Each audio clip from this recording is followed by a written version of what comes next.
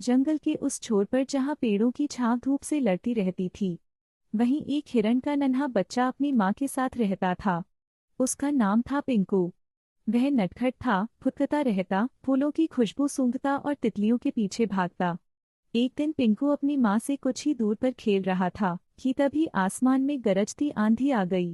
पिंकू डर के मारे इधर उधर भागने लगा। भागते भागते वह एक पगडंडी पर आ गया जो जंगल से गांव की तरफ जाती थी। तेज बारिश में कीचड़ भरी राह पर फिसलते हुए पिंकू बहुत दूर निकल आया।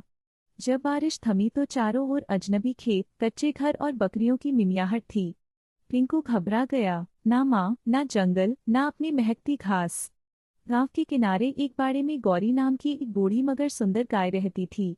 उसका रंग सफेद था, आंखों में शांति और स्वभाव में ममता।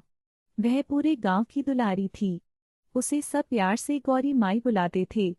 उस दिन गौरी पेड़ के नीचे बैठी थी कि तभी उसे झाड़ियों से कुछ सरसराहट सुनाई दी और फिर वह देखती है, एक नन्हा भीगा कांपता हिरण का बच्चा सामने खड़ा था। उसकी आंखों में डर था और शरीर थर थर कांप रहा था। गौरी उसके पास आई और अपनी लंबी जीभ से उसके माथे को चाटते हुए बोली, डर मत, मैं हूं ना। पिंकू ने पहले डरते हुए तो कदम पीछे लिए, फिर गौरी की गर्म सांसों और मीठी आवाज से उसे थोड़ी राहत मिली। जब गौरी ने पास ही रखी, वह धीरे धीरे दूध पीने लगा। गौरी ने उसी दिन तय कर लिया, जब तक इसका परिवार न मिले यह मेरा मेरा बच्चा है। अब गांव में अजीब नजारा था।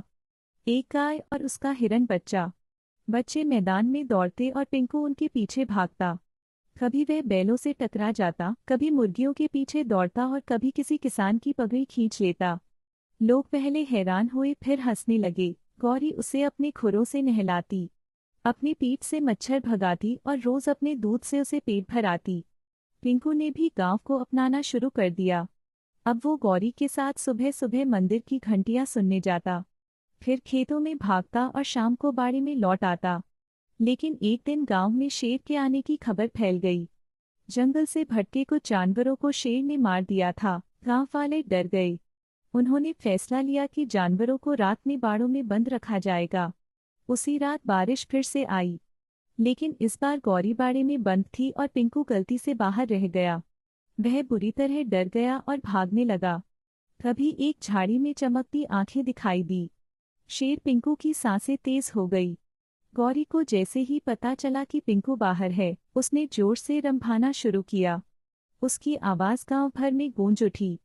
किसान जागे, लाठियां लेकर निकले और टॉर्च की रोशनी में जंगल की ओर दौड़े। एक लड़के ने देखा कि पिंकू शेर से बस कुछ ही दूर है। उसी समय भीड़ ने शोर मचाया और शेर डरकर भाग गया। गौरी की आंखों में आंसू थे।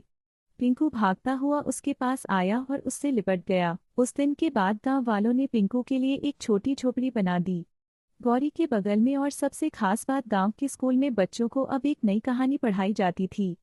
गाय सिर्फ दूध नहीं देती, कभी कभी ममता से जंगल का बच्चा भी पाल लेती है।